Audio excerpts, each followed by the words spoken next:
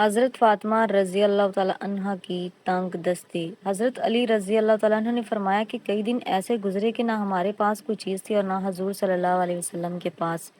میں گھر سے باہر نکلا تو مجھے راستے میں ایک دینار پڑا ہوا ملا۔ تھوڑی دیر میں سوچتا رہا کہ اسے اٹھاؤں یا نہ اٹھاؤں، لیکن بالآخر میں نے اسے اٹھا لیا کیونکہ کئی دن کے فاقہ کی وجہ سے ہم بڑی مشقت میں تھے۔ میں اسے لے کر ایک دکان پر گیا اور اس کا آٹا خرید کر حضرت فاطمہ رضی اللہ تعالیٰ عنہ کے پاس لایا اور میں نے کہا کہ اسے گوندھ کر روٹی پکاؤ۔ چنانچہ وہ آٹا گوندھنے لگی۔ بھوک کی وجہ سے اس کی کمزوری کا یہ حال تھا کہ ان کی پیشانی کے بال برتن سے ٹکرا رہے تھے۔ پھر انہوں نے روٹی پکائی۔ پھر میں نے حضور صلی اللہ علیہ وسلم کی خدمت میں حاضر ہو کر سارا قصہ سنایا۔ آپ صلی اللہ علیہ وسلم نے فرمایا کہ تم اسے کھا لو کیونکہ یہ وہ روزی ہے جو اللہ تعالیٰ نے تم کو غیبی خزانہ سے عطا فرمائی ہے۔ ایک مزدور کا واقعہ۔ ایک رات سلطان محمود غزنوی رات کے وقت معمول کے مطابق گشت پر تھے اور ایک تندور کے پاس کسی شخص کو سویا ہوا دیکھا تو اس کو اٹھا کر پوچھا کہ وہ کون ہے۔ جواب میں اس شخص نے بتایا کہ وہ غریب مزدور ہے اور دن بھر مزدوری کرتا ہے، رات کو اس تندور کے پاس ہی سو جاتا ہے۔ سلطان نے پوچھا کہ سردی میں اس کی رات کیسے گزرے گی تو اس مزدور نے جواب دیا جو کہا اس نے سلطان کو ہلا کے رکھ دیا۔ مزدور نے کہا جناب نصف رات آپ کے انداز میں گزرتی ہے اور بقیہ نصف آپ سے زیادہ اچھے انداز میں گزارتا ہوں۔ سلطان نے بڑی حیرت سے پوچھا وہ کیسے؟ مزدور نے جواب دیا کہ جب تک تندور گرم رہتا ہے تو میں آپ کے جیسی نیند سے لطف اندوز ہوتا ہوں اور جب تندور ٹھنڈا ہو جاتا ہے تو اٹھ کے اللہ کی عبادت شروع کر دیتا ہوں جو آپ کے مقابلے میں وقت کا بہترین استعمال ہے۔ ماں کی دعا۔ حضرت موسیٰ علیہ السلام نے ایک دفعہ اللہ تعالیٰ سے پوچھا کہ جنت میں میرے ساتھ کون ہوگا؟ ارشاد ہوا فلاں قصاب ہوگا۔ آپ کچھ حیران ہوئے اور اس قصاب کی تلاش میں چل پڑے۔ وہاں دیکھا تو ایک قصاب اپنی دکان میں گوشت بیچنے میں مصروف تھا۔ اپنا کاروبار ختم کر کے اس نے گوشت کا ایک ٹکڑا کپڑے میں لپیٹا اور گھر کی طرف روانہ ہو گیا۔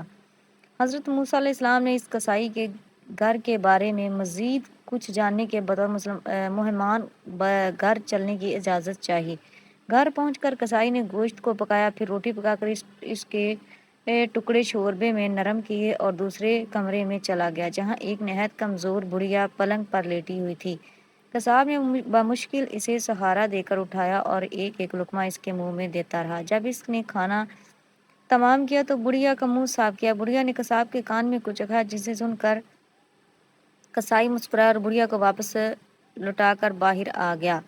حضرت موسیٰ علیہ السلام نے جو یہ سب کچھ دیکھ رہے تھے آپ نے قصاب سے پوچھا کہ یہ عورت کون ہے اور اس نے تیرے کان میں کیا کہا جس پر تم مسکرا دیا؟ قصاب بولے اے اجنبی یہ عورت میری ماں ہے۔ گھر پر آنے کے بعد میں سب سے پہلے اس کے کام کرتا ہوں۔ یہ روز خوش ہو کر مجھے دعا دیتی ہے کہ اللہ تجھے جنت میں حضرت موسیٰ علیہ السلام کے ساتھ رکھے، جس پر میں مسکرا دیتا ہوں کہ بھلا میں کہاں اور موسیٰ کلیم اللہ کہاں۔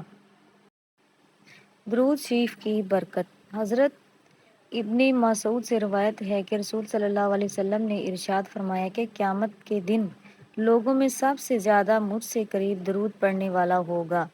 اس سے زیادہ کیا نعمت مثال محبت ہوگی، بے مثال اعزاز اور عجیب انعام و اکرام جس کو نہ کان نے سنا ہوگا نہ آنکھ نے دیکھا ہوگا۔ میدان حشر میں جس انسان کے نامہ اعمال میں دو چیزیں کثرت سے ملیں، ایک درود پاک اور دوسرا استغفار، تو یہ دونوں اعمال اس کی نجات کے لیے کافی و شافی ہوں گے۔ کثرت سے درود پاک پڑھنے سے زندگی میں نبی کریم رسول محترم صلی اللہ علیہ وسلم کی اطاعت اور توجہ شامل حال ہو جاتی ہے، اس لیے درود پڑھنے والے کا ہر کام آسانی کے ساتھ ہوتا چلا جاتا ہے اور زندگی کے تمام راستے صاف و روشن اور ہموار ہوتے چلے جاتے ہیں۔